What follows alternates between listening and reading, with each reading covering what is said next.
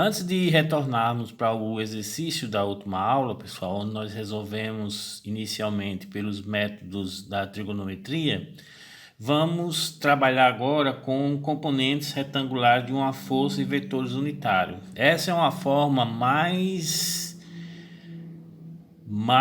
fácil de você resolver o problema, né? Mas aqui nós vamos começar a trabalhar com o sistema de referência, ou seja, vamos criar um sistema de eixo, ok? Então, basicamente, pessoal, um vetor, quando ele está referenciado com o sistema de eixo, ou seja, eu vou ter um eixo, né, vertical e um eixo horizontal. Esse aqui eu vou chamar de x e aqui eu vou chamar de eixo y, que é o sistema de eixo cartesiano. Então, pessoal, quando eu tenho um vetor f, ok? Esse vetor f vai ter suas projeções sobre tanto o eixo x como o eixo y. Então, essa projeção aqui nós vamos chamar de f de x. E essa projeção aqui nós vamos chamar de f de y. Perceba que as duas projeções são vetores, né? Mas eu posso trabalhar também com a forma escalar. Ou seja, isso aqui vai ser equivalente a um mesmo sistema de eixo x e y. Aqui eu vou ter o vetor f, ok? E aqui eu vou ter uma projeção, né, de intensidade f de x. Ah, professor, mas o senhor não disse que para eu definir um vetor, e aqui vai ter uma projeção f de y. Para eu definir um vetor, eu tenho que ter o quê? A intensidade, direção e sentido, ok? Então, a intensidade ela é dada pelo tamanho da projeção. Agora, a direção e o sentido vai ser dado pelos vetores unitários relativos a cada eixo. Então, em relação ao eixo x, eu vou ter um vetor unitário i. E em relação ao eixo y, eu vou ter um vetor unitário j. Perceba que esse vetor unitário, ele só tem a função de quê? De fornecer a direção e sentido, ok? Então, pessoal, perceba que a intensidade é dada pela projeção, o tamanho da projeção, e a direção e sentido é dada pelo vetor unitário, né?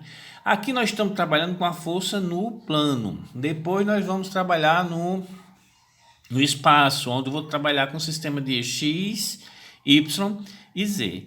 Beleza? Então, esse vetor f, ele pode ser definido como sem a sua projeção f de x e note que ele continua sendo um vetor, mas a sua projeção f de y em relação ao eixo y vezes o vetor unitário j. Então, esta representação, pessoal, vocês vão perceber que ela é bem mais simples de você resolver os exercícios.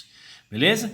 Vamos também trabalhar no sistema de eixo que é no espaço, né? Aí vamos trabalhar com x, y e z. Aí vai surgir um novo vetor unitário com relação ao eixo z, que vai ser o vetor k. Mas vamos deixar lá para adiante. Beleza?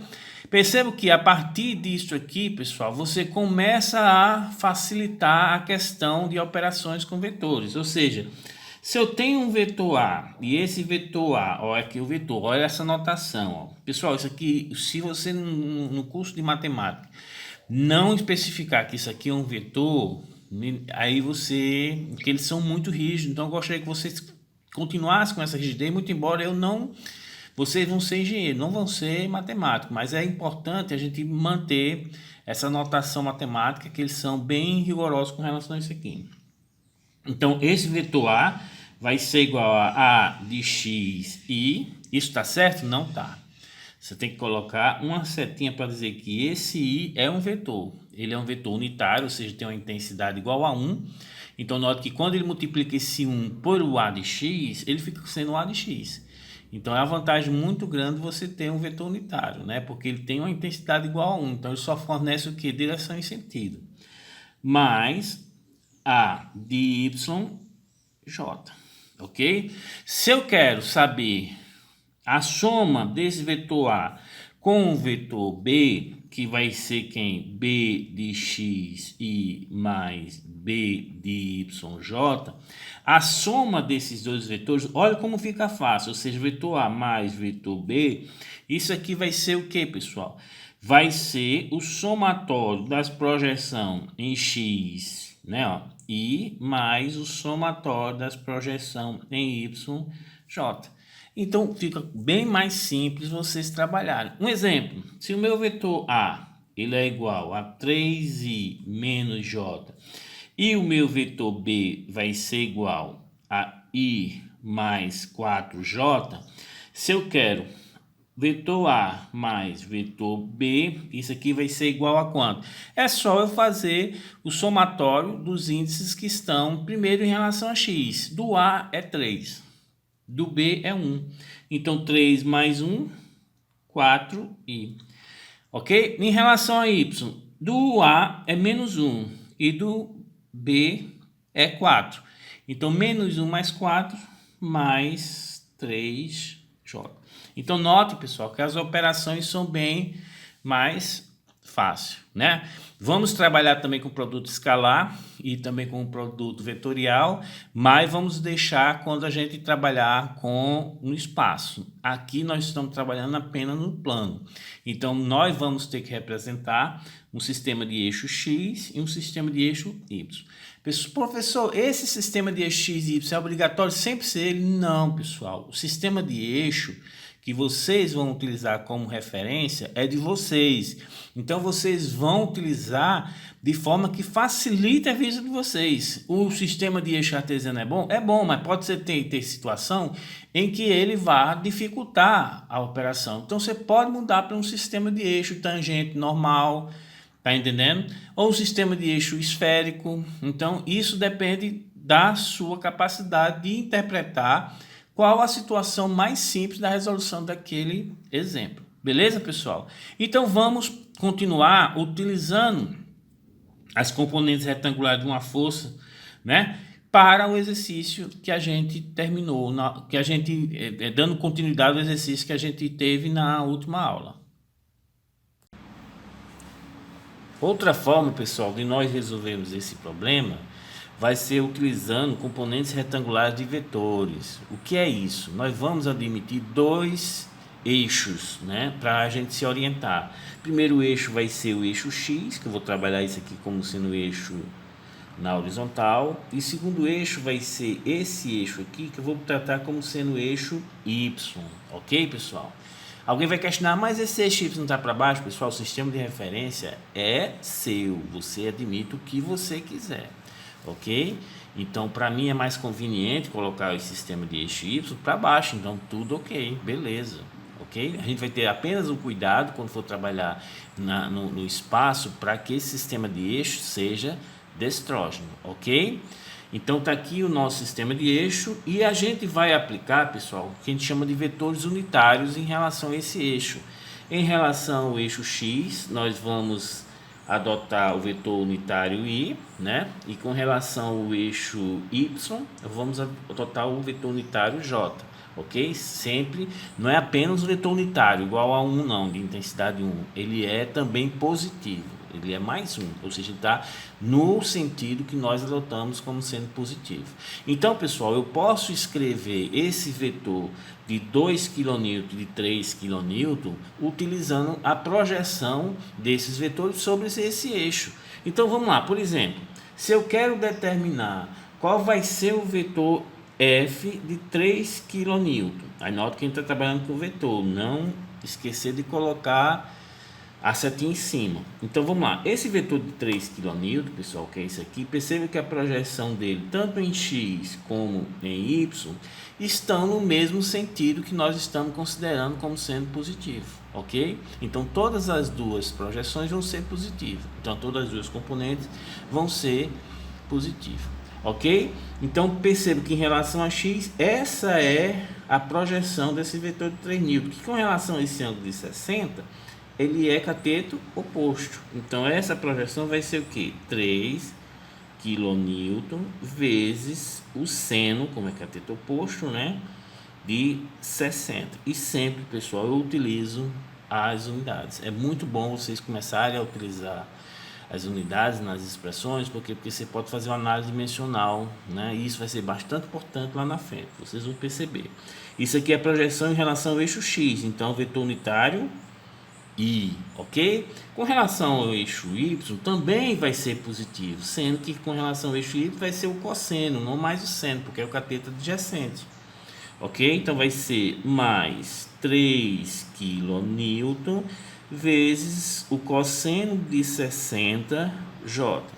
Isso aqui, pessoal, quando você coloca na calculadora, vocês vão encontrar 2,5981 kN I mais aí agora 1,5 kN J. Então essa é a representação do vetor de 3 kN, ok? Agora para o vetor de 2 kN, F de 2 kN vai ser igual, percebo que agora com relação ao vetor de 2 kN, a projeção dele em relação ao eixo X está ao contrário, que a gente está admitindo como sendo positivo. Então essa projeção vai ser negativa, ok? E com relação a esse ângulo aqui, nós temos cateto o que, pessoal? Oposto. Então vai ser o seno. Então vai ser menos 2 kN vezes o seno agora de 40 I, ou seja, vai ter uma projeção negativa. Agora com relação ao eixo Y, não, ele tem projeção positiva. Então mais 2 kN vezes, percebo que agora com relação a 40, o cateto é adjacente em relação ao eixo Y. Então cosseno de 40 J, ok? Quando vocês utilizarem a calculadora, pessoal, esse vetor de 2 kN, ele vai ser menos 1,2856 kN I mais 1,5321 kN J. Ok, pessoal? Vocês definindo os dois vetores, qual é o vetor que a gente quer? É o vetor resultante. O resultante é o vetor soma dos dois vetores. Então, esse vetor resultante, ele vai ser igual ao vetor de 3 kN mais o vetor da força de 2 kN. E isso aqui vai ser igual ao que, pessoal? É só você executar as operações com o respectivo vetor unitário. Então, eu vou somar todos os I e todos os J, ok? Então, por exemplo, qual vai ser a componente em I do vetor resultante? Esse mais esse, ok, pessoal? Essa é o vetor resultante. Então, quando você faz essa operação, vocês vão encontrar 1,3125 kN I, ok? Mais 3,0321 kN J. Beleza, pessoal? Então, ok, nós já temos as duas projeções. Agora morreu, né? Quando eu tenho um vetor que quero saber sua intensidade, a intensidade desse vetor resultante vai ser igual a quanto, pessoal? A raiz quadrada dos quadrados das componentes, ou seja, 1,3125 ao quadrado mais 3,0321 ao quadrado. Quando você executa esta operação, vocês vão encontrar 3,3040 kN, ok? Ou seja, o mesmo valor que a gente pegou antes. Ah, professor, agora eu quero saber a questão da resultante. A resultante, pessoal, você tem que ter um certo cuidado, porque nesse caso, como esse aqui é o vetor resultante, se eu quero esse ângulo alfa como minha direção, eu vou ter o cateto oposto, a projeção do resultante em x como sendo o cateto oposto e a projeção com relação a y como sendo adjacente. Aí eu posso achar o mesmo valor. Agora tem gente que já pega direto a projeção em y e divide pela projeção em x. Calma, você tem que ver se eu estou calculando cateto oposto como sendo 3,0321 e cateto adjacente como sendo 1,31, eu não estou calculando esse ângulo alfa, eu estou calculando quem, pessoal? Esse ângulo beta. Então tome cuidado com isso aí, ok? Mas é fácil você visualizar. Se eu quero esse ângulo alfa, o meu cateto oposto para poder utilizar o tangente vai ser o que, pessoal? Vai ser a projeção em I, ou seja, vai ser esse aqui. Se eu quero o cateto adjacente, ó, vai ser esse aqui, para achar o alfa. Se for o beta, aí fica o contrário, tá entendendo? Mas vamos achar o alfa para dar o mesmo valor. Então, a alfa vai ser igual ao arco tangente de cateto oposto desse alfa que a gente sempre vinha definindo nas últimas aulas, é a projeção em x. Então, ó, a projeção em x vai ser igual a 1,3125 dividido pela projeção em y, ou seja, 3,0321. Ok? Quando você coloca isso na calculadora, você vai achar 23,4062 graus. Ou seja, tem uma diferençazinha, mas muito pouco, ok?